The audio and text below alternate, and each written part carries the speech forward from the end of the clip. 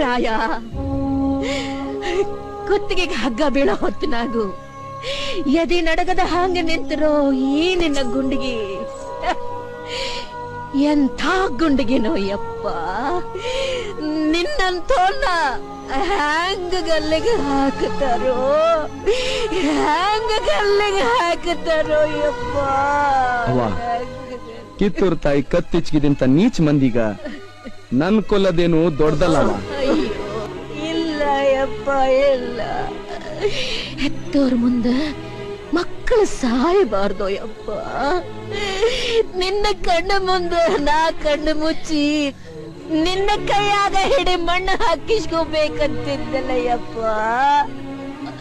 ಅದ ನೀ ನಿನ್ನ ತಾಯಿನ ಹಿಂದಕ್ಕೆ ಬಿಟ್ಟು ನೀ ಮುಂದೆ ಹೊಂಟು ಬಿಟ್ಟೆಲ್ಲೋ ರಾಯ. ಇದು ಯಾವ ನ್ಯಾಯೋ, ಇದು ಯಾವ ನ್ಯಾಯೋ, ಇದು ಯಾವ ನ್ಯಾಯ? ಬೇಡವ, ನೀ ಅಳ್ಬೇಡವ. ನೀ ನನ್ನ ದೇಶದ ಸಲುವಾಗಿ ಎತ್ತಿ ನಾನೇನ್ ತುಡುಗ್ ಮಾಡಿ ಗಲ್ ಶಿಕ್ಷೆಗ ಗುರಿಯಾಗಿನಿ. ನಾಡ್ ಉಳ್ಸಕ್ ಹೋರಾಡಿ ವೀರ ಸ್ವರ್ಗ ಪಡೆಯೋಕ್ ಹೊಂಟೀನಿ. ನಾ ಒಬ್ಬ ಸತ್ರ ಏನಾತು? ನಿನಗಿನ್ನೊಬ್ಬ ಮಗ ಅದಾನ, ಮೊಮ್ಮಗ ಅದಾನವ. ಆದ್ರೆ ರಾಯ, ನನ್ನ ರಾಯ, ನನ್ನ ರಾಯ ಇಲ್ಲದಂಗ ಯಾಕನಲ್ಲ. ರಾಷ್ಟ್ರಪ್ರೇಮಿ ಸಂಗೊಳ್ಳಿ ರಾಯಣ್ಣ ಮರಣವಾದ ಸುಮಾರು 116 ವರ್ಷಗಳ ನಂತರ ರಾಯಣ್ಣನ ನುಡಿಯಂತೆ ನಟ್ಟ ನಡು ರಾತ್ರಿಯಲ್ಲಿ ದೇಶ ಬಿಟ್ಟು ಹೋಗುವ ಪ್ರಸಂಗ ಬ್ರಿಟಿಷರಿಗೆ ಬಂದೊದಗಿತು.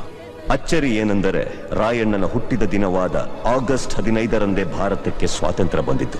ಗಲ್ಲಿಗೇರಿದ ದಿನವಾದ ಜನವರಿ 26ರಂದೇ ಭಾರತ ಗಣರಾಜ್ಯವಾಗಿದ್ದು, ದೇಶಪ್ರೇಮ, ಸ್ವಾಮಿ ನಿಷ್ಠೆ, ತ್ಯಾಗ ಬಲಿದಾನಗಳ ಪ್ರತೀಕ ರಾಯಣ್ಣ, ಕ್ರಾಂತಿವೀರ ಸಂಗೊಳ್ಳಿ ರಾಯಣ್ಣ.